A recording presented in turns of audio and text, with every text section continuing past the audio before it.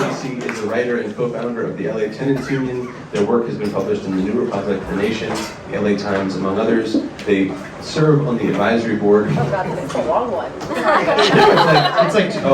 We go longer. They serve on the advisory board of Housing the Third Reconstruction within UCLA's Institute on Inequality and Democracy. They are now on a rent strike in New York City.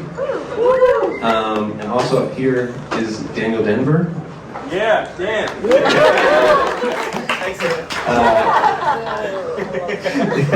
Dan is the author of All American Nativism and the host of the Dick podcast and Jacobin Radio. He lives right here in Providence. Yeah. And they are also joined by Representative Cherie Cruz.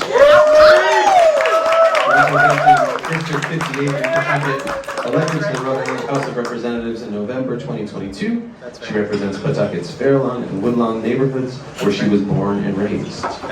And last but not at all least, we have Vivian Blush.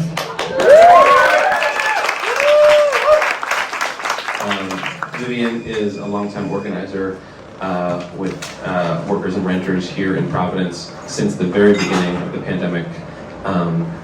All right, I'm going to get out of the way. Please give it up for these wonderful folks.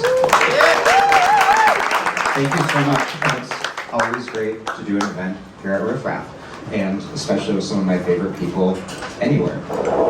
Really good to be here with Tracy, who I just interviewed for the Dig like a week ago, 2 weeks ago. Let's do everything we didn't do. Exactly, we'll just talk about whatever we didn't talk about then. And also I should add that Cherie Cruz is not only an amazing state rep, but her day job is as a tenant organizer for Reclaim Rhode Island. Of which I serve as co-chair. And so let's just dive in, I think, with just you all saying a few things about the organizing work that you do, and then we'll dive into relating what you write about in the book to that organizing work. Tracy, say a few things about LATU, the LA Tenants Union, and how that got off the ground and what it is, what it does. You're a genius. Yeah, so first of all, thanks everyone for coming out. The people who are behind the stacks, which is really adorable to see your eyes there. I can see some spots here and there, and I think your comrades will make room for you. And I think this is really a moment where everyone is learning how to make a lot of room for each other. And so we can practice that right now. So I think maybe just to tell the short story of the Los Angeles Tenant Union, but for this moment, is to say that it started in defeat. And that was the destruction of the largest public housing project west of the Mississippi, the Pico Aliso in Boyle Heights. And there was a community, and it should be said, right, that the project that initiated its destruction was under a Democratic administration. It was Clinton's Hope 6. And that there was a community in that building that did not want their housing to be improved, in other words, removed, like they wanted to stay there. And so they organized, they formed Union de Vecinos, and they did not win their fight. The projects were destroyed, 1,200 families were displaced, but 250 that fought won the right to return and remain in their housing to this day. And they are the foundation of the Los Angeles Tenant Union, which started because what they recognized out of that defeat was that they needed more power, that even in this one-party city, in this one-party state, that they needed a lot more tenants on their side if they were going to transform the power relationships that,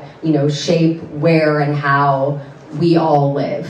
And so when the union got started, I think about it now really as a way to set the tools that we have as tenants to work for us, right? And what do we have, right? We have our bodies, we can stay put in our housing, and we can interrupt the plans that our landlords, that real estate speculators, that politicians have for that housing, right? We have our rent checks that monthly tribute that I'm sure we'll talk about every month, right? But when we put those things together in concert with our neighbors, right, that can be a source of economic power for us. Like, we can use those rent checks as a source of power. And lastly, right, like, we have our relationships to each other. We have the capacity to build trust, to share risk, and to redistribute that risk such that we can organize, and we can escalate our struggle and bring it to the people that want to put us out. And so I think that a union as that infrastructure that really sets these tools to work. That's the way that I've come to describe it now. And so we're about to celebrate our 10-year anniversary this summer. And that's really, and so I want to let other people talk, but I'm just, again, really grateful that you all are here. All right, Vivian, say a little bit about POWR, what it is, what you've been up to, how it came into being. Yeah, so POWR, the Providence Organization of Workers and Renters, was started a few years ago, but it had its origins in a little thing that I think at the time was essentially just a few friends, some of them in this room, who decided, oh shit, we're all gonna not have a job because there's this crazy virus. And, so I had been a labor organizer, organizing folks in places like Starbucks and other cafes around the city, and all of a sudden I was out of my job and out of the type of organizing that I did as an activist, and was like, well, maybe I can do this in the community. I know these people from the LA Tenants Union and their network of independent tenant unions across the country, and I've been following that for a long time, and maybe this is an opportunity to do this. And so we got together and we formed what was called Tenant Network Rhode Island at first. And because we were trying to adapt to all this new stuff like Zoom and all those other things, for a long time we just did what is normally in the organizing world called service work. We were letting people know their rights, letting people know how to get in touch with lawyers who mostly sucked, and then eventually moved on to doing some more direct fights with tenants, often just single families that were dealing with problems in their home, and using direct action to put pressure on their landlords to do the right thing. And then eventually we got a breakthrough with some tenants who are also actually in this room to try to start forming a tenant union across a landlord's portfolio, which ended up being us sort of helping these tenants go ahead and do this organizing on their own autonomously, and that was called the Providence Living Tenants Union. There's a terrible landlord in town named Dustin DeZube, and he's a developer and he sucks.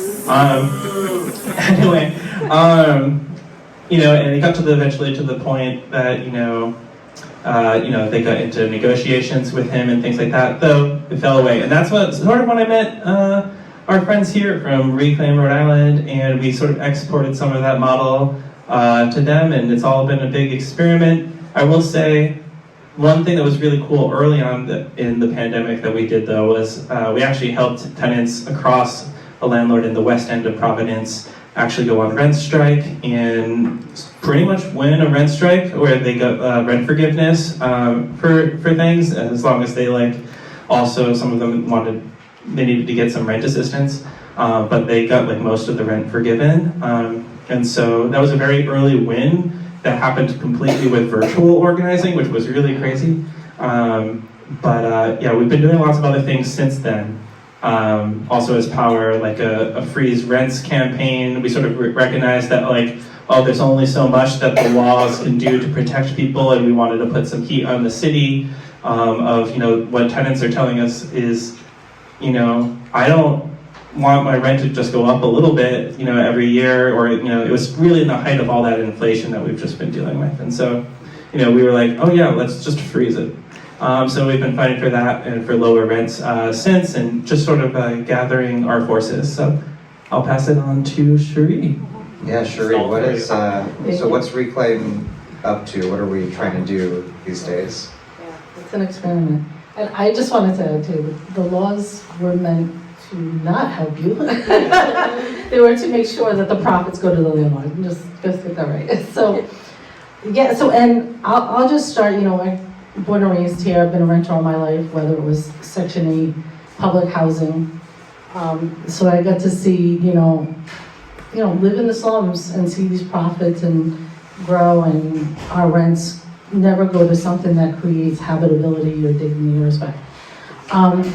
So I had come to meet Reclaim, I just want to say real quick, from a group of individuals here in Rhode Island with the formerly incarcerated union. And one of the big things for us too was when we had passed criminal legal records, housing was really difficult.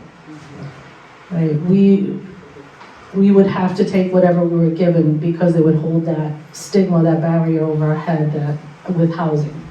So when we talk about exploitation and living in some of the worst conditions, that if you're someone who, whether is undocumented, has a criminal legal record, like this is your day-to-day life, and you try to learn how to maneuver it. So with that being said, came to Reclaim, working on cannabis justice, and some of our members with FAU did a really slummy, with a real slumlord called Pioneer Investments. Yes, lead poisoning children, and Shame. yes, it is shame, and to think about poisoning our children, not only taking our rent and not fixing, but just poisoning our kids and destroying our generations and lives. So from that, again, saying the experiment, hearing, like, how do we take on these slumlords? We're seeing it, especially since COVID, even though for many of us, Rhode Island, this was happening long before, and anyone who's read the book knows that this has been in the making for a long fucking time. So, we started coming together and like, you know what, there's a lot of, people within Reclaim that are being impacted by slumlords, experiencing homelessness because of these slumlords. And we're like, what can we do? We started out, it's a lot of trial and error as we're building, because it started out, we're working alongside, fighting alongside families who are in some of the most severe living conditions and going through some of the most severe retaliation and harassment and violence from these slumlords here in our state. So trying to organize, you can imagine when people are trying to survive day by day, when you're trying to build a union and community, when it was created so we are separated and divided. So we started working and getting some tenants, and we were pretty successful in able to organize to mount a legal defense against Pioneer. And really, I think for many of us, like the first time we saw a little bit of something happening, some accountability, and the Attorney General, we were able to get in with the stories of tenants coming forward and using their voice to really bring that slumlord to the table and hold them accountable for poisoning their children through lead.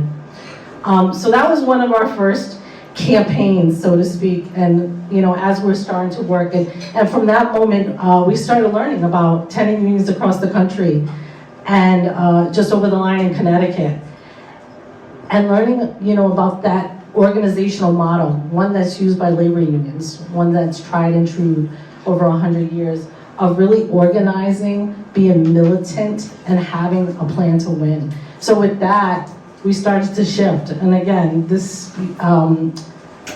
we started now coming in, not as working as service, but really empowering people, right? To find their own organization, their own agency, and their own will to fight. Because when you come in, people have been oppressed so long, living in fear, holding on to the last bit of hope of a roof over their head, and not being out there on the street like 800 to 1,000 of our Rhode Island residents are facing right now, some of the highest in the country, right, that we're facing. The highest, I'm looking at Steve. Yeah. So with that being said, we started mounting a campaign using this model and becoming really militant at getting people trained up and working alongside them to build their union. And one of our first campaigns taking on one of the most vicious slumlords in our state, Jeff Butler and Elmwood Realty. Yes, still going. But with that said, we were able to see some tangible wins and continue with that. And on that, I wanted to shout out to, because we have the Atlantic Mills Tenant Union, because it was something. Please raise your hand if you're an AMTU member. I know I saw at least one of you. Yeah. Congratulations. And as I speak, First commercial tenant union in Rhode Island. And as I speak, you're like, oh, she's all over the place. This is not a straight line. This work is not a straight line. Because what happens is there becomes these ebbs and flows in building, right, in community. And it takes time, but we're planting the seeds and building the foundation of what that looks like. And as you shared, the Atlantic Mills was, I know that came while we're working with residential tenants that, hey, wait a minute, you can apply this model to commercial tenants. Why not, right? There's a landlord, there's a tenant, people are being displaced, rents are going up. How do we do that? And they had their first they brought the landlord to the table, right, for the first negotiation meeting. Yesterday. Wow. So keep watching out for it. So with that being said, I'll just wrap it up quick, but there are more campaigns, there are more things happening, and yeah, we just gotta keep being militant about it.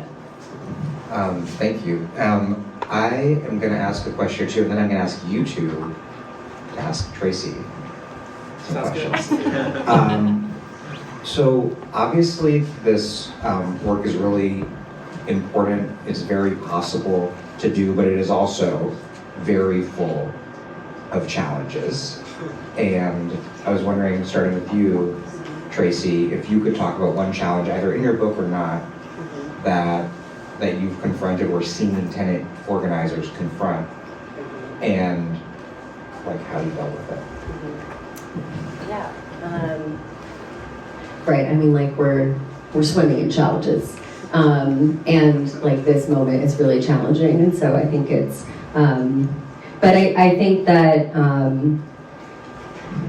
I think that like the fundamental, I think that part of what we struggle against and like part of what I was really responding to and like what both of you said, right, is that like we are trained to solve our problems in like one specific way, and that is by like asking an expert for help or by like individually expressing our opinions with a vote. And I feel like the biggest challenge is often that leap from believing like there's a law against that, or this service agency is going to solve this problem for me, to I like need to come together with my neighbors and we have to do something together. I think that people are really isolated and they often don't know each other, right? Like we don't know the people who like we share this fundamental aspect of our lives, like where we live determines so much of like where we get to go to school, what environmental harms we're exposed to, like what food we eat every day, just and yet I think that there's this I think that idea, like we've been so trained out of this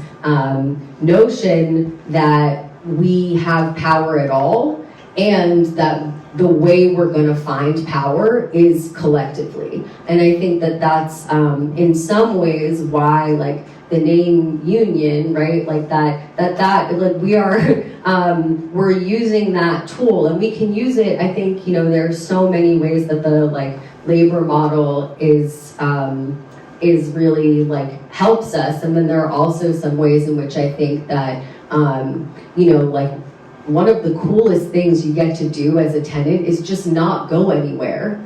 And I think that that is a power that we undersell. Like if we are too focused on like the labor model and the power of the strike, like the sense that like if you don't go anywhere, right, like and you have the support of your community to defend you if necessary, like only a court is going to evict you, right? Like this, and we can rely on the historic wins of the tenant movement of the past to let us stay put.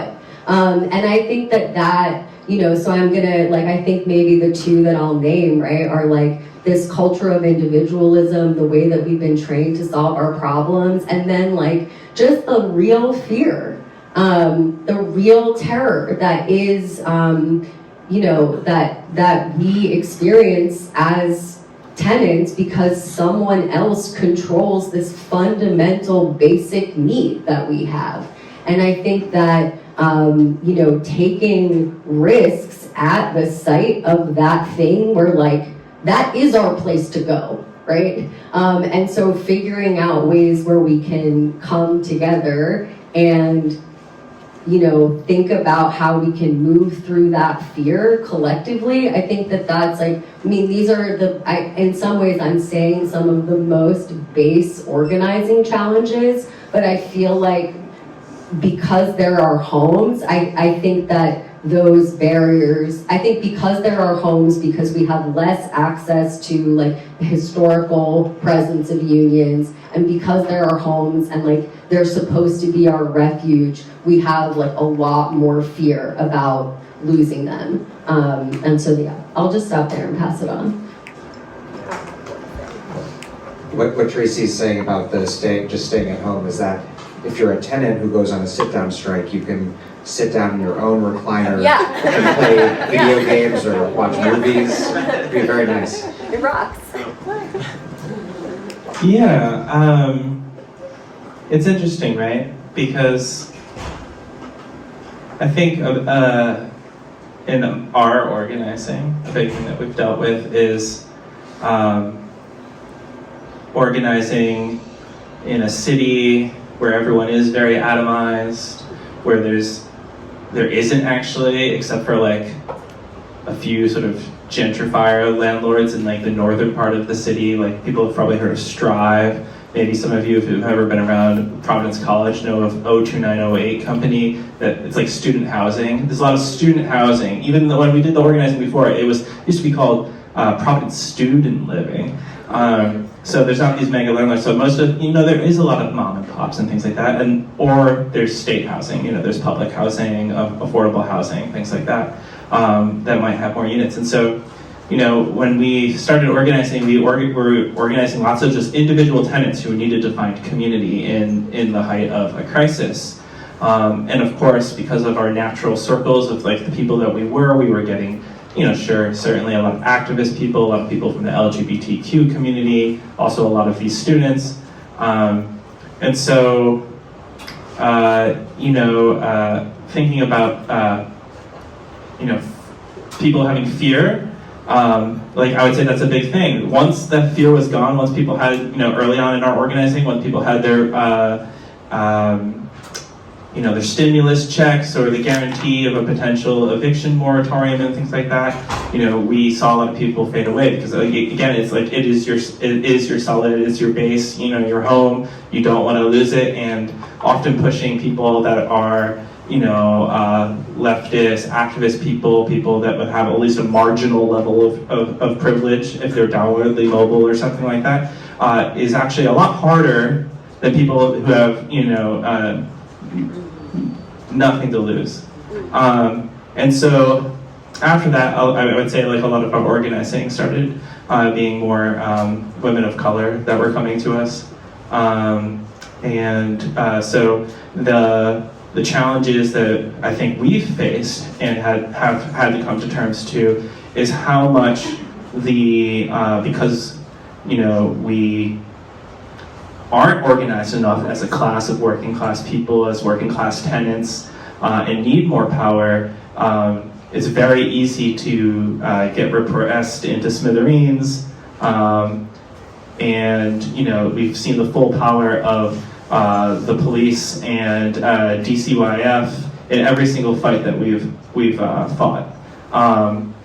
And so there's this great quote in the book that I'm going to just bring up because this is a book talk, right? Yeah, so it's in chapter 4. I really like chapter 1 and chapter 4, but all the chapters. If you want all the lines from the chapters, you got to buy the book. Yeah, exactly. We're not giving it all out. Yeah, we're not giving it all. But this is a quote of someone else too. Already, so it's this Bertolt Brecht quote. It takes courage to say that the good were defeated not because they were good, but because they were weak. So we might have all the right intentions in the world, but if we don't have power and we don't have everyone in this room join a tenant union tomorrow, things aren't going to get better. And another part of that book, I don't want to get too long into it because but organizing as tenants clarifies the function of the police as protectors of property rather than as law enforcement. If a landlord wants to kick us out, the cops arrive to carry it out with the brute force, whether legal or not. If your roof caves in or your pipes burst, breaking habitability laws, you wait for weeks for housing inspectors to issue a flimsy complaint. And we know the suspicion that greets us when our neighbors change. That can happen when police decide that we are out of place somewhere, even when we've lived there our whole lives. If it's the relations of private property, not our safety, that police exist to protect, fighting against rent will inevitably set us against them, and them against us and us against them. And that really resonated with me because our biggest struggle in the past year was that they tried to take our tenant friends who were children away from our community. What we did to overcome that is we took them in even further as our community. Our members actually, ended up taking in one of our members' children and making sure that they had a safe place. And we all pretended to be nonprofit service providers to fool the state for a little bit. And we did everything that we could to fight. One of our tenant members, was. Their husband was brutally attacked by the police with no warrant in their home, and just because they were playing music outside on the street not far from here, from inside their house, and they didn't want them in the neighborhood. And it's the same area that right now is getting abused by likely ICE and other federal authorities, and so. This just really that's what we've been coming up against is sometimes, landlords, even the smallest landlords, not just the big corporate ones, but sometimes the smallest landlords are, the most ruthless. And so that's our struggle, is how do we deal with the repression? Yeah, Cherie, you've been on a lot of doors. I've been on many doors with you. It's not hard to find people who are really upset or pissed off about their situation, but it's a lot harder to get them to take action than just to be pissed off. And I'm glad you gave that quote, Vivian, because one of the things going into challenges, and you set it up right there, is systems. We think systems are there to help, or at least the people whose doors we have tried that and have been let down over and over again, and have not ended up in a worse situation. You heard some of them, right? That when we look for these systems that we think that are there to help us, are actually there to really protect the interest of that landlord and to keep you in these unsafe conditions. When you talk about coming to the door, there's where a lot of the fear stems from, is what it looks like. I look at my coworker over there, Shana Crandall, on the doors we go to, and the violence we see. You just made me think about a door, and one of the vicious slumlords, yes, he hit my car because he caught us knocking on the door, organizing his tenants. Oh yeah, he came chasing us with his little selfie stick. It was fun. He's a TikTok landlord influencer with like 200,000 followers. Thanks, Dan. Yeah. Really Oh yeah. Get the fuck away from my house. You fix your shit, and then we can leave. Like, you're not doing your job, right? You're taking their money and you're not doing what you're supposed to be doing. So I mean, this is the fear, where tenants watched that display, and there was a reason he did that, to instill that fear. So the challenge is real, that people that, we get on their doors as organizers, and they're told by this, vicious landlord that you can't talk to someone at your door. Literally, you can't speak to anyone, or you're evicted. You can't organize or talk to your neighbors, or you're evicted.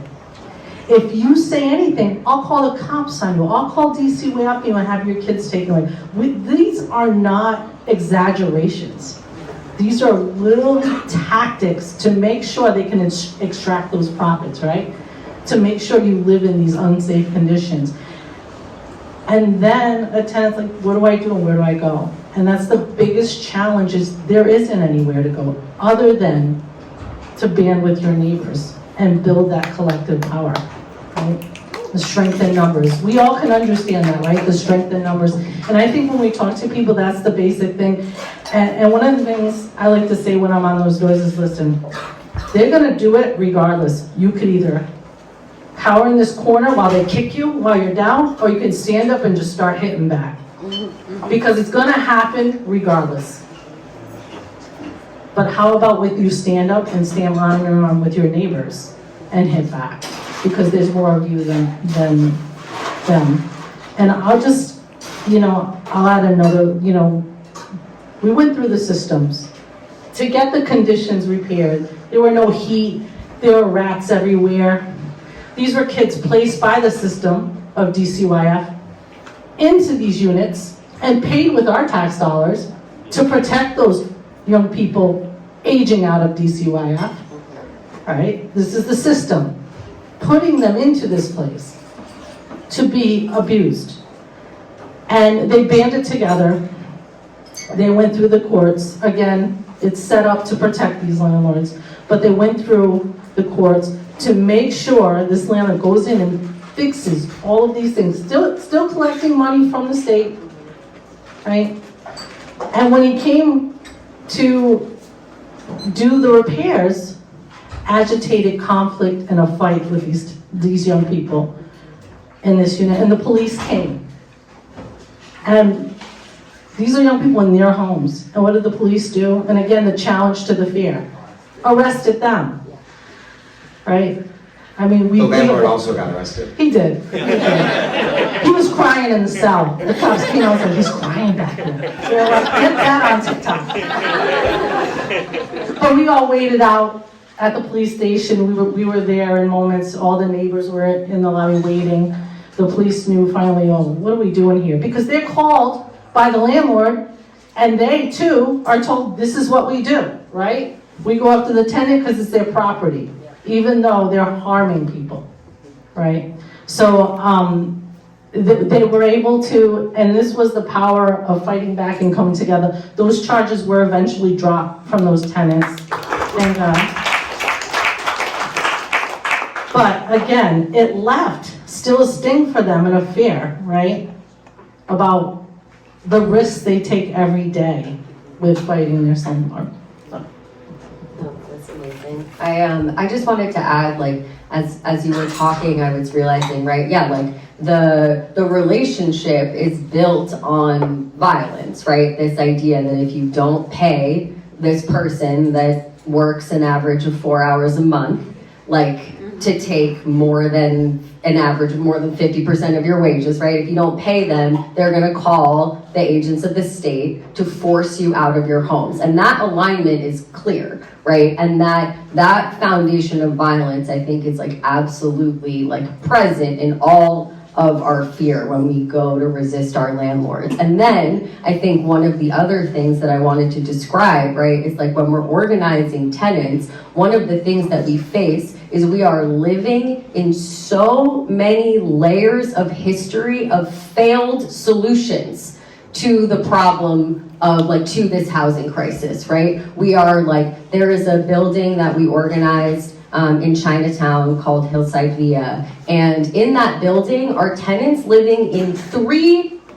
governing regimes in the same building, right? Some of them get Section 8. What does Section 8 do, right? It's money that comes from the state that goes directly to landlords' pockets. Tenants are separated from their economic power. It is explicitly disorganizing. So people don't have access to their economic power, and they live in shittier conditions because of it, right? In that building, also people living in so-called affordable housing, right? That footnote in Reagan's tax cuts that is the largest produces the most so-called affordable housing that we have right now. What does that do? That is a means-tested restriction such that, like, if you get another job, if you get a partner, like, suddenly you could have to pay more, or you could be, like, you would have to leave, right? It enriches private interests all the way down. It's an Well, absurd of course, system. it starts with tax breaks that are auctioned off to developers who compete basically to write down their obligations to the state, and then those expire, right? Those affordable housing covenants expire. So after 25 years, you are shit out of luck, but that landlord is gonna make market rate profits in perpetuity, right? And in that building are also market rate tenants, right? And what does market rate mean? It's basically how far can you push people to give up food, give up medication, pack more and more people into their housing, stay in partnerships that you don't want to leave, all of these things, right? That is what we're talking about when we're talking about market rate housing. We're talking about the lengths that people are willing to go to put a roof over their heads. And so in this building, right, are these 3 regimes of housing all in the same place because this is how we've decided we're gonna, deal with the social question of shelter.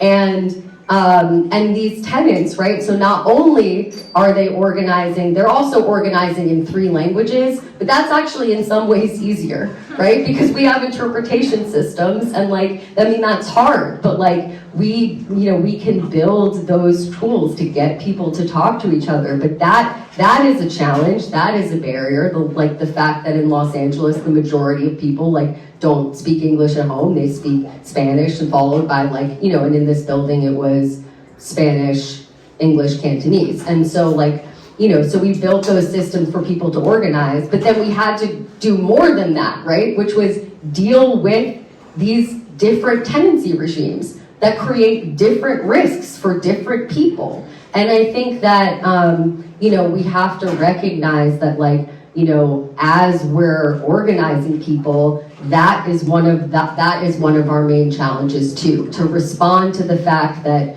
over our 100-year history of housing policy, what we've gotten was more disorganized by these regimes. Could I add something quick to that?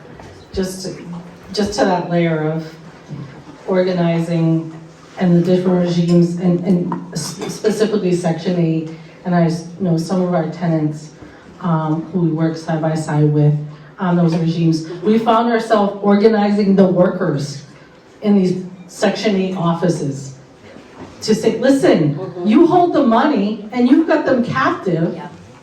They're organizing, they need to build a union, and you have the power in your hand. You need to hold this landlord to the table with that power. And for some, it was frustrating. For others, it was a light bulb. Wait a minute, because the default for tenants where there's disorganization and taking away of power was just move. They would tell them just move, even though they're getting this large subsidy, right, for their profit of Section 8. So I think, at least for myself, noticing that, not only are the tenants, but when they're in these different buckets of financing, right, where landlords are getting all this money and profit, that there's a level of need to start to organize those of whom the money flows through to ensure that power goes back down to the tenant. So I just wanted to add some of that in our organizing.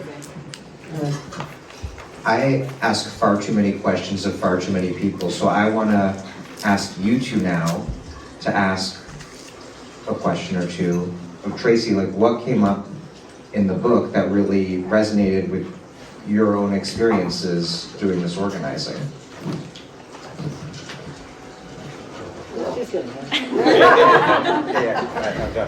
Well, there's too many. So I'll just do something real quick. Well, there was something that came up and to put on the legislator hat and to hear, and then I started the book, hear these landlords come boo-hooing about, they don't want to fix shit, they just want more money.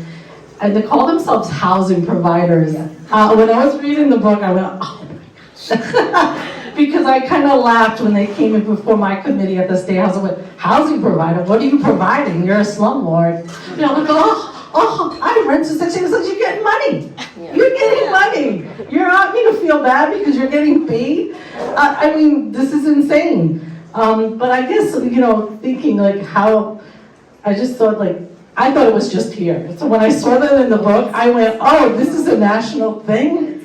And where the hell did that fucking come from? Because I'm like, they're not providing shit. So I wanted to hear more about just kind of that terminology. I mean, I think that this is so important, and like one of the things that we know about landlords and real estate, right, is that like one of the worst things about paying rent is that part of those checks go to this lobby that then is used to create the laws that then exploit us and dominate us, right? Like that's part of the circuit. So like every time you're paying rent, you're actually paying the landlord lobby, right? Because like that's where our money's going. And one of the things that they've been up to is basically to rid themselves of the title of landlord, right? Because it actually has, in some ways, like makes the power that they have over us clear. And instead, they talk about providing a service, right? Like, where would tenants go if we didn't provide them with housing? But what they're describing is their spare fucking house, right? So like, I think that one of the things that I like, really, I think is so important, right? And maybe one of the things that's also a challenge is that there's so much of this system that we just accept as natural, right? Like that it's okay that somebody hoards all of the space where human beings can live and then forces us to pay a tribute to access it, right? And like, so when they call themselves providers, right? Like they don't provide shit, they hoard it, and then they charge us to be able to access it. And while they're charging us, right, that they're also like pointing a gun at our heads to do it, right? Because they can like use their ownership deed, their voucher for state violence to like force us to do that. And I think that, there's, I think that they have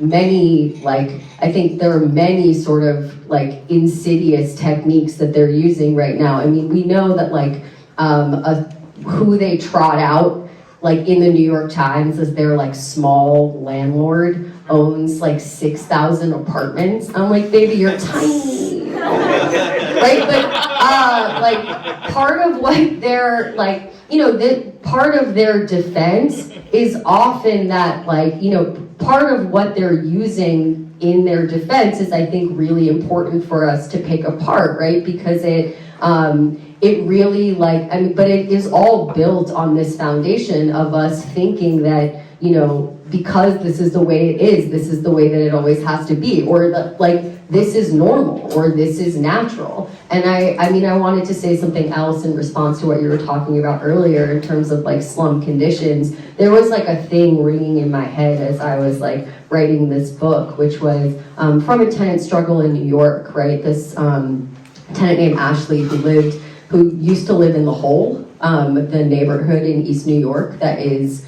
like in a crosshair of like ecological devastation, housing exploitation, and her bedroom was growing mushrooms, right? Like growing mushrooms. And I remember her saying this thing, like, it's getting to the point where we're paying them to kill us. And that's what was happening, right? Like, she was going to the hospital, her kids were going to the hospital, like, because, and she was trapped in this relationship. And I think that right, anytime you hear someone call a landlord a provider, right, that is the sentence that we should have in our head instead. Yeah, and I'll just add Quick before I get into it, we call it the domestic violence relationship because it's very violent.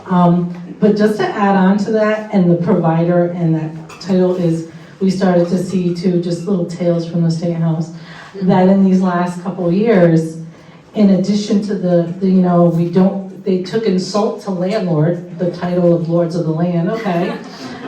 So the providers, but now also too, co-opting the spaces where we fought to empower tenants to have a voice to be heard. They literally took over a tenant landlord commission, used their lobby to get developers and landlords on it to speak for what's best for tenants. So that's how powerful, right, with the money and the branding, to hold on to these profits, to be able to poison you, to be able to extract, to be able to keep up that domestic violence relationship, as we call it. When we meet with a tenant, that's literally what they say. I'm trapped in a domestic violence relationship, and how. So I just wanted to add that little caveat too, and you could probably, if you want to respond to that too, about co-opting the spaces of knowing what's best for tenants as well. So I'm going to just riff off a little bit of that and then go into some other things I was thinking about. So, it's a very interesting thing.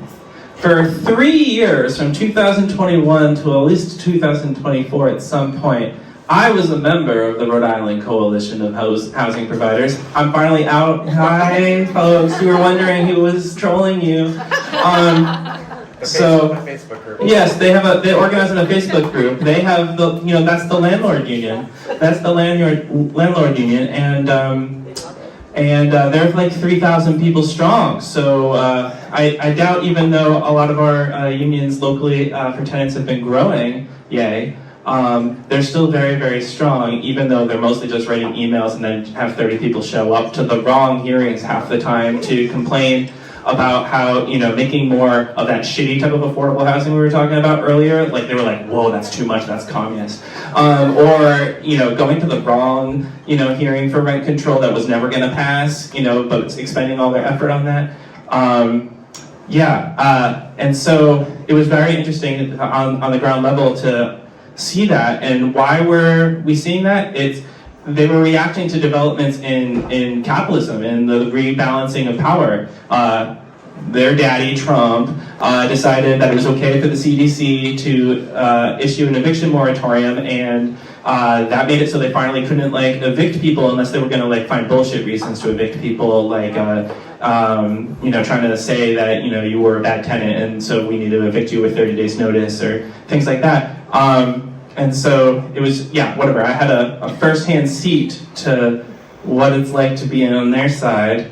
I think it really just stems from their fear, the legitimate fear of that they thought that they were going to lose their property rights to a bunch of socialists or something like that. But it's not really what's going on.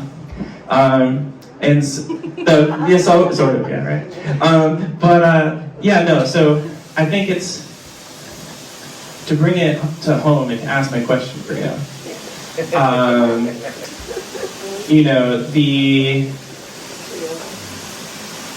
You talk in the more manifesto part about, the war on tenants, right?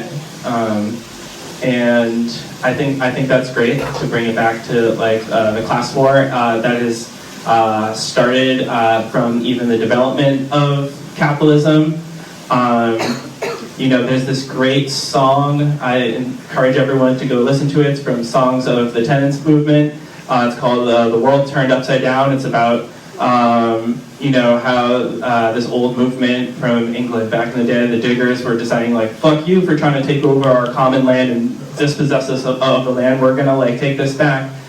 It's sort of like that skit from the Monty Python scene of, this is our anarcho-syndicalist commune. Anyway, those people. And peasants. So, I know, it just, a thing that, constantly in this work that's always struck me is it's not only just a struggle, it's not about housing, it's about, the good thing that I think LA Tenants Union and you do in this, and it's always centered our work is, that it's about ourselves as a subjectivity of people without land, of people without property. And so anyone who's a tenant, unless you're like a rich ass fucking tenant that's living in your little condo and you have some other place to stay, we're homeless too. That's what you really have to think about, is that, we are unhoused too, actually. And we're only a step away from that. And a big thing in like a lot of our early organizing that we did as Tenant Network, and eventually POWR was like a few years in a row, we did like name the 10 biggest slumlords or evictors in the state. And we focused a lot on the private ones, but I want to bring up a thing, which is that like the public housing, it's just right down the street from here, a few, whatever. This neighborhood, this zip code was like one of the highest places of eviction throughout the last 5 years, because the only way to like get rent assistance was to become evicted. And so like a lot of the housing crisis that you hear about when you're reading the newspaper, or you're concerned about more and more unhoused neighbors on your street, it's because they're getting pushed out of public housing. And so I've just been curious, your take on, I guess the sort of, maybe it's just like the long history of that disorganization, because I've also been studying the history here and seeing how, they were, like you were saying earlier, like how LA Union de Vecinos was started with like the demolition of public housing. The big push was to like, to eliminate that as much as possible, to do what they call like multi-site housing and all this. And so like, just, how to deal with some of that, I don't know, I guess restructuring, because I guess that's like another big thing that for us is, and what I take inspiration from in the book is like the experimental nature of Latu. Like some local chapters, some neighborhoods are working on community stuff, and some are working across landlords. There's all different types of ways, because we've been struggling, for a model that works for this city. There's like models that work for the state, but like are there models that could work for like when you are so atomized?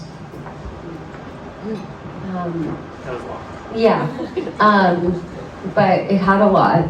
And I think that maybe just like off the bat, things that I heard that I can respond to. I think that we want to think about one of the reasons why we define tenant as someone who doesn't control their own housing is because it includes people who live outdoors, and we know that more and more people are being forced outdoors. And in that situation, right, as we were organizing with the tenants in Echo Park Lake, who were living outside, abandoned by the state, subject to sweeps across the city and basically contained there. One of the things that we recognized, right, was that the state is their landlord. The state deprives people of bathrooms. It doesn't give you showers, right? It denies you amenities when you're living outdoors, and it subjects you to incredible harassment and violence. And so I think that actually using that frame for our organizing was both really powerful to help draw in people from the broader community in solidarity with that struggle, and also to think about, why does the state have an interest in sweeping these people, in, what amounted to the largest police eviction in LA history. It took 700 cops over the course of 2 days to finally sweep out this encampment that had been, the home for people who were struggling to survive. And it also showed us, right, how did they do that? How did they build the survival networks when they were completely abandoned? Well, part of it was that they relied on solidarity, right? They relied on people to draw in resources, but then they relied on themselves and their capacity for self-organization to redistribute those resources to give people tents who showed up with nothing because the city wasn't going to do that, and like to hold the space, right, to occupy the land. And I think that for me, that is a struggle that really in some ways like helped recenter what we think of in our work in the Los Angeles Tenant Union about about claiming territory, and so that people can organize themselves to survive. And I think that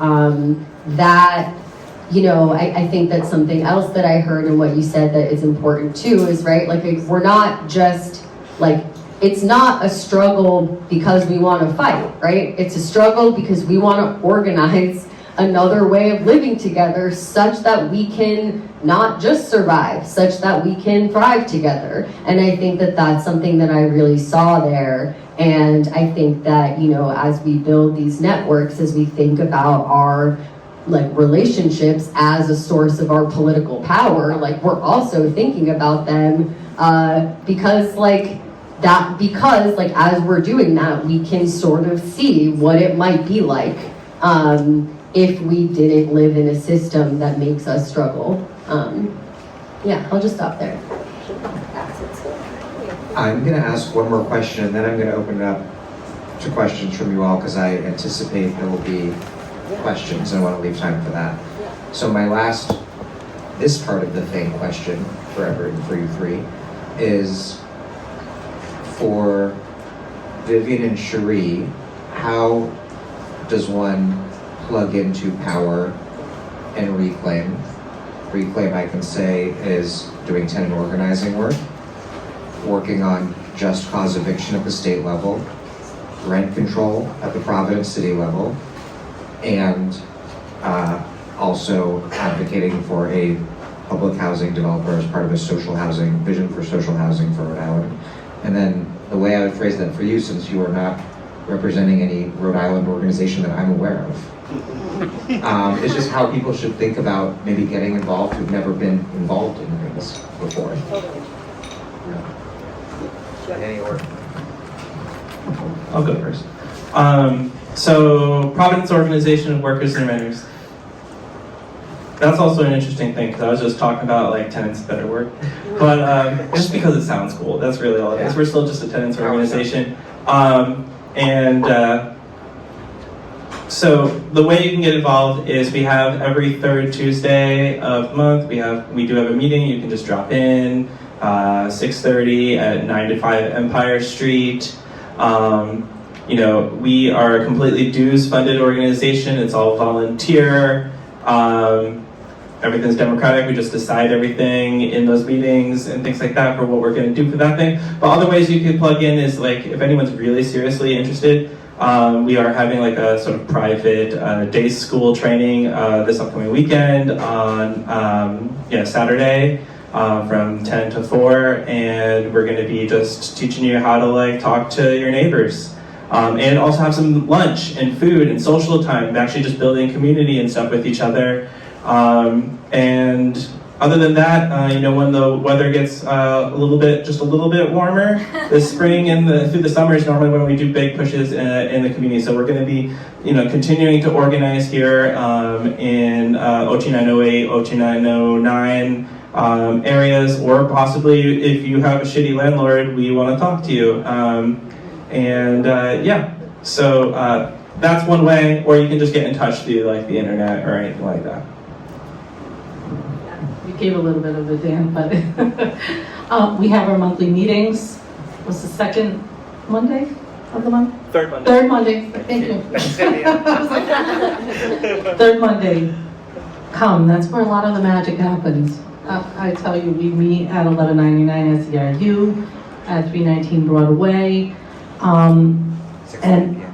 Yep, 6 to 8 p.m. So you could have done 6:30 p.m. 6:30 p.m. Yeah, but that's where you get plugged in, and that's where you'll meet with us. We can, before, after, even if you're thinking about coming, give us a call. We can start talking about where you're at, what are the things you're interested in, so you can be meaningfully engaged. as you heard Dan talk about, I mean, myself and Shana, my co-tenant organizer, go everywhere within the state.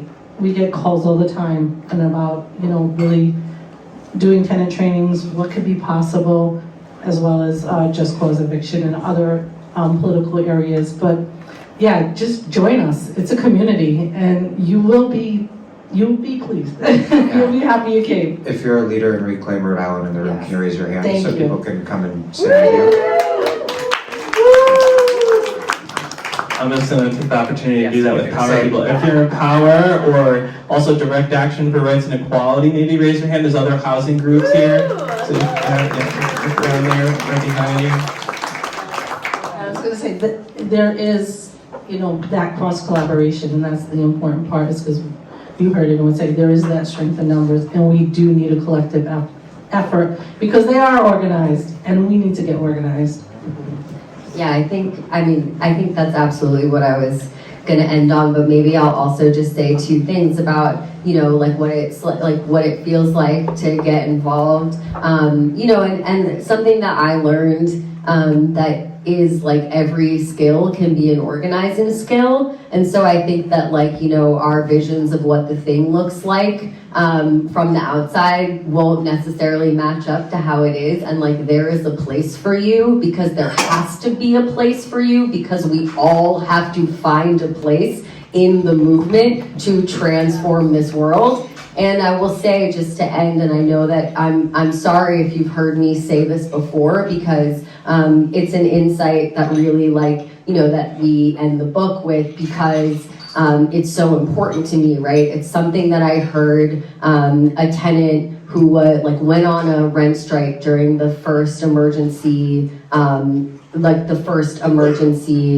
measures of the pandemic. And what she said was that not doing this, not going on strike is actually the bigger risk, right? Because I know what would happen if I gave my money to my landlord, he'll leave me alone for a month. But am I gonna be able to eat next month? Am I gonna get a job? What if someone gets sick? And I think that is the insight that what I wanna take to this moment, right? That that not doing something, that is the bigger risk, right? That is an enormous risk to let this burning planet get driven into the ground, under rising fascism, right? So I think that I want us to take that risk and take it together, and so that I hope you do find your place soon.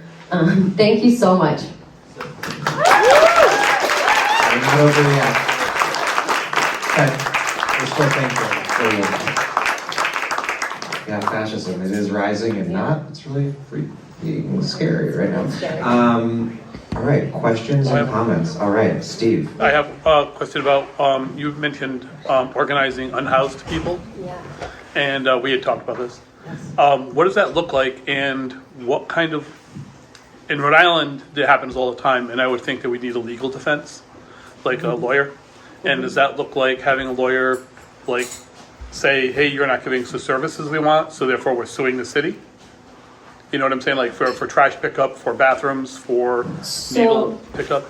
Yeah, I think, I feel as I said, every skill can be an organizing skills, and I would include lawyering in that, right? And I know that oftentimes we turn to the law to do what we think we can't do ourselves, right? But I do think that absolutely what we found in organizing is that the law, and lawyers absolutely have a place in the division of labor of our movement. I see one very cool lawyer in here. I believe that you are, and I think that they're really important, and oftentimes what the role of a tenant, of lawyers, we have a story here of the mariachis who were able to go on rent strike in a market rate building, win a collective bargaining agreement with their landlord, and get the equivalent of rent control for their building. And they had a lawyer, and what their lawyer did was stall. And I think that we should think about, and this is, I was talking because I was talking to Scout, and I can't remember her last name, at the ACL, who runs the homelessness project at the ACLU this week, and and she talked about how the role of law in defending homeless people is often just about stalling, right? Is about can we take more time to think about if these policies are are sentencing people to banishment or to jail, right? And and so I think that obviously, yes, there are legal strategies to rely on, but for me and what we describe here is a project that looks like knocking on tent doors and meeting people and creating spaces for people to get to know their neighbors, and building relationships of trust. And that process is sometimes harder, sometimes easier than someone who can slam their door in your face. If their living room is outside and it's a little harder to send you back. It's I think that I feel those in my experience, those projects have required the same have required in many ways the same skills and the same commitments and the same capacities. Can I just say that in Rhode Island, I see a lot of homeless encampments, and they bring together the community that we're talking about, but then the mayor will come in with the police and just evict them. And the way to stand against that, I'm not sure what that looks like from an organized point of view. Cherie and Vivian, do you want to add anything? Yeah. Sorry to... No, and thanks for that, Steve, because in addition to people experiencing homelessness outside in tents, being rounded up into carceral, right, encampments, or, we've got Echo Village coming up, we're gonna round them up, and I most certainly see a path to organizing and unionizing those people who are experiencing that homelessness and being shuffled by the state into those spaces, right? And the opportunity to demand dignity and respect and not to be policed with violence, right? So I think we have a great opportunity as people sadly are becoming, more people are becoming homeless here in the state and suffering, that we find and build with them to empower them to also realize that dream, right? Of coming together, of collective action, and unionizing to demand respect and dignity. I'll be quick. Just if there is anyone who's actually interested in doing that type of organizing right now, I know some people that are in the exploratory stages with things like that. So feel free to get in touch with me. But it's also a really powerful way to do the types of stuff that we were talking about, because back in the 30s, the way that people did eviction defense, massive amounts of eviction defense, where all the unemployed, unhoused folks who used to be union members decided, fuck this, that grandma's about to get evicted, we're gonna stop her from getting evicted and the police are gonna go away. And it's because there was hundreds of people like that, but with the carceral type of thing too, the drug war was an attack on that ability to, if all these unhoused, unemployed people are able to organize because they have solidarity, that's a problem. And so it's all connected. More questions? In the back? Yes, you. Hey, first of all, thank you. This is awesome. I want to speak to something that Vivian already talked about a little bit, but in Providence Organization for Workers and Renters and in Reclaim as well, obviously one of our biggest goals is supporting tenants who are interested in building tenants unions. One of the things that I would say kind of practically is one of our biggest challenges to that in Providence and in Rhode Island is the way our rental housing stock is set up. So unlike in a lot of other cities, right, we don't have these big apartment buildings that have 300 tenants in them. And what we see more often is landlords that own a lot of properties that aren't in the same neighborhood or necessarily even in the same city. I know a lot of Reclaim's organizing focused on tenants in multiple different cities. So I'm wondering, I guess, Tracy, in your research either in LA or in other places, what approaches have you seen be successful when it comes to either neighborhood or block-based organizing, or that organizing among tenants of one landlord but who are geographically spread out? Yeah. Great question. That is a great question. I mean, I think that, we're lucky, and Viv, you did talk about this earlier, but I missed it in my answer to your question, that I really appreciate about Law2 is that so we organize it through local chapters, and part of that is because it's actually really hard to develop systems if your conditions are so different, like organizing in our downtown local in SROs looks really different than organizing in Highland Park in our Northeast local chapter, which I think is probably the closest analogy to people living in back houses, really low slung, very spread out. But they are, they're geographically connected in that place, and so we do benefit from that. But oftentimes, what that looks like there is people circulate between each other's houses as their meeting space. And I think that we have over time, one of the interesting things about Law2 is that we went from having one central meeting place in Hollywood for the entire city of Los Angeles, that was gonna fucking work, right? And then we were okay, we're gonna have these local meeting spaces, and we're gonna go, and then really what's been happening more and more now is we are meeting in people's houses, and that is made possible in some sense because of the geography, because of the weather, because you can be outside, but also because a lot of people are willing to be in each other's living rooms. And I think that that is one way that I've seen these, the reason why I brought that local up too is because it's a lot of people who don't have the same landlord, and they are coming together, they're figuring out how to keep coming together to share strategies, even though what they're doing is not necessarily building a tenant association, right? But they're building that local chapter. I think our K3 tenant council is probably one of the only portfolio projects that we've been successful at developing, although we're looking to, I think people are always thinking about how to do more. And that project, in many ways also benefits from the kind of geographic geographic containment, I don't know what the word is. It's mostly in Koreatown. Yeah, because it's mostly in Koreatown, but they are actually, but that's not exactly true, because it was the two in Highland Park, and so, and so I think what has happened, is a lot, it's I remember going to the meeting where we were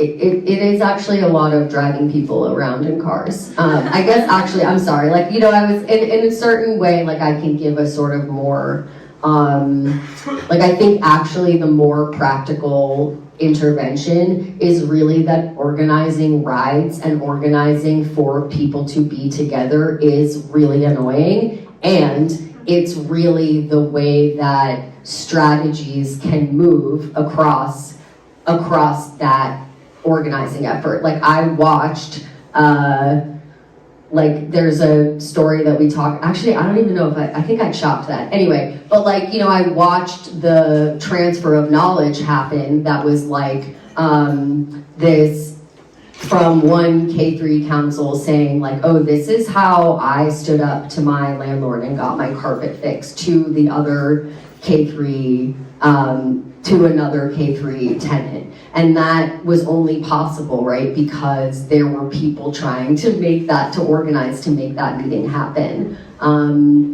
I should not keep talking, we've gone on. Correct.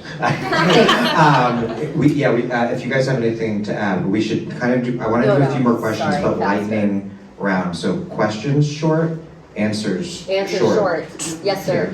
Just a quick question. You guys, I think, thank you first, and you guys have touched on this somewhat, but I was wondering, particularly now with the current state of politics and well, everything that's going on, how do you encourage immigrants, and particularly undocumented immigrants, to participate, given that they are, I'm an immigrant myself, right? We are one of the largest populations affected by the rental. Completely. I mean, I wish, this is like a moment where I wish that my mentor, Leonardo, who wrote this book with me, was here, because he's like one of the founders of Union de Vecinos. He himself is from Mexico, and like part of that local chapter, like it is like, it is majority, if not super majority, immigrant communities, and then like maybe majority undocumented people. And like we write about undocumented people like joining the struggle and going on rent strike, and like the kinds of fears that are like absolutely like that emerge from that experience. I think it's really important for us as organizers to like give people information, but have that information not dissuade people from taking risks that they can take. And so I think that for me, my answer to your question would be like about what is our role as organizers, right? It's like about that process of, it's about that dialectics where we like are listening to people and like listening to their real fears, where we're like, this is the knowledge that we have, and these are the tools that we think can be deployed. And I think that meeting point is really about giving people agency to make the calls, but also about inviting them to a long struggle. And that, I think that what we're seeing now in Los Angeles is some of the most like militant actions that have taken place in this moment have to do with the depth of organizing by undocumented people, by our immigrant communities. And I think that is, I think that there is no, I'm not being short, I'm gonna stop, but I think that there's no like one, there is no antidote, there's no like antidote to risk, but there is solidarity and there is information, and I think that those are the two things that can really like help that situation. Sorry. I also have an answer to this. Thank you for the clap. Because that was well said.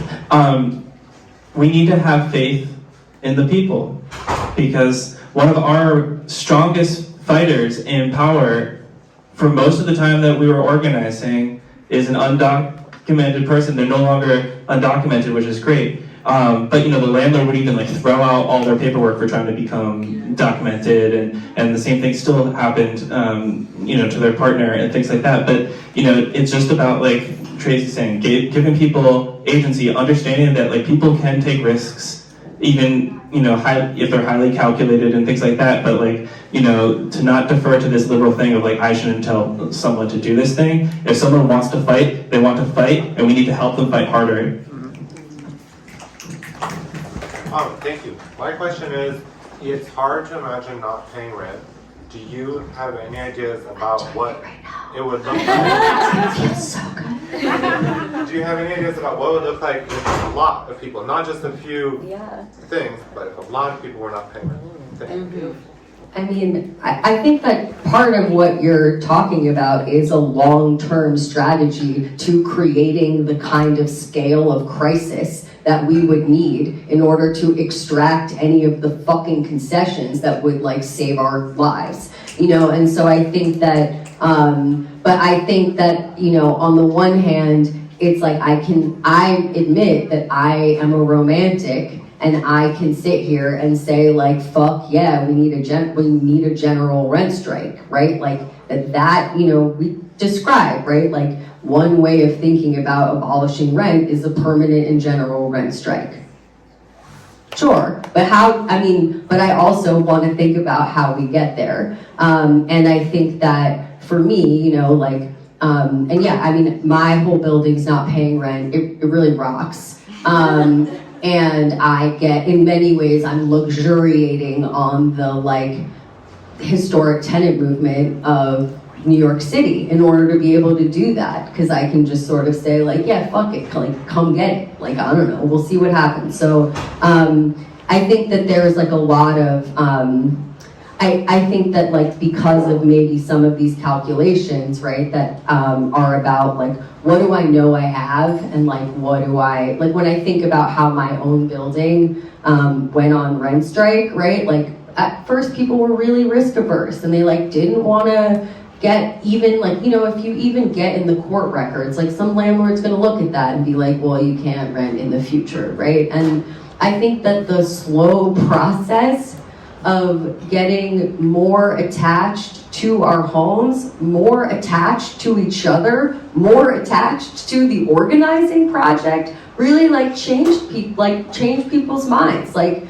a person didn't move. Like someone was like, I'm gonna go all the way, you know. And so I think that in my own building, I have the experience of watching people go from being like not knowing how that would look, like not being able to imagine it, to being like, oh shit, it's been 2.5 years. Like, and I think that cultivating that at the building level is really important. So thinking about how are we gonna like, and I think that in order to do that, right, we need an institution, right? Like we need an organization, and that organization is the tenant union. And I think that we have, like you have examples here of people who are doing that work to not just do those local fights so then they win their demands and dissipate, but so those local fights can come together and transform the conditions of power that we're in. And we are not there. Like, we do not have that power, right? We have the, right now where we are is we're building power to defeat landlords, to push back portfolios, right? But so let's think about starting where we are, and like, but there's nothing wrong with dreaming that dream together. Nina. Yeah, I had a question. So I'm a local reporter. I cover housing, and one of the things we hear about all the time is like this housing crisis as a quite simple supply and demand problem, as though we could just build our way out of it. And so I'm hoping that you can talk about like where tenant organizing fits into like the notion of a housing crisis, and the like really dramatic increases in homelessness that we're seeing, and how often by housing developers themselves it's pretty much dismissed as playing a role. Totally. Do you want to try it, and then I'll go after you? It's not just a supply problem, but it is also a supply problem.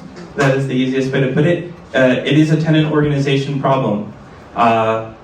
You know, the way that they were able to even reduce rents, you know, in China, you know, all these, you know, Mao went out to the countryside and, you know, helped, and there was peasant organizations, tenant organizations of hundreds of thousands of people. I had to take it there, sorry. But, you know, they were only able to do that because they had hundreds of thousands of people organized, and they passed laws that said that we're going to reduce rents. But, so that's one part of it. But also, eventually that gave them the power of the state to be able to make a lot of fucking housing. And one of the biggest housing programs, it wasn't adequate enough, but in all world history was in the Soviet Union, where they were able to build so much freaking housing that eventually rents were only 5% of your income. So it's both. And if I can add, I mean, our vision for social housing in Rhode Island is starting modestly with this proposal for a public housing developer. We got $10 million in the housing bond that passed in November to that purpose. That, you know, will not build so much, but when that builds something, we're going to push for a much bigger amount of money going towards that. And then well beyond that, well beyond anything we can really even grasp at right now, the vision is that everyone has a right to housing in the state and can demand it from the state, a public option for housing for anyone at a level that works for you. And beyond that, there are other prizes. But yeah, I think, you know, I feel like for me, like, let's look at the power relationship, right? So the call for like more supply that is usually delivered like, why does it often come with the call for deregulation, right? It's because it's about making the financial incentives possible to pencil out so that developers continue to make ridiculous amounts of profits. The idea that real estate developers will build so much that they destroy their own profit margins is just, it's actually laughable, right? But that is what they're selling us.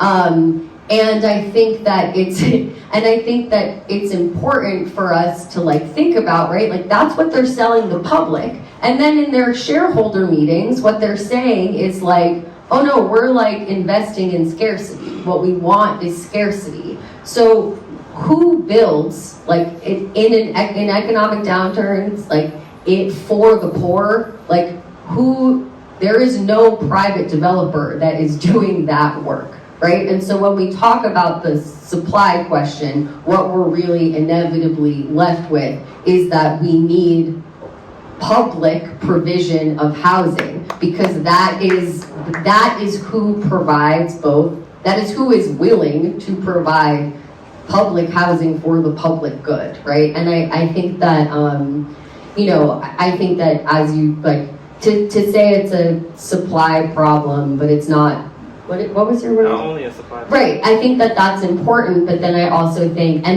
think it's important for us to track alongside like housing provider, right? Like that is one reason why housing provider is becoming a term, is because it's a model for landlords and developers to like, it's also a role that developers are claiming for themselves. And I think that when we think about the powers to shape our cities in our own interests, right? Like that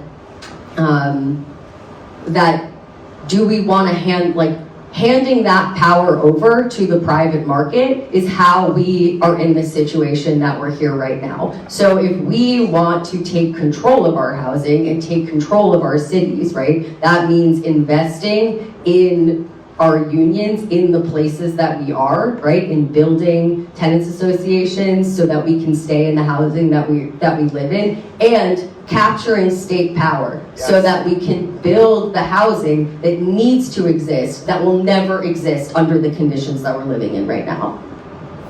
I think we'll close it on that.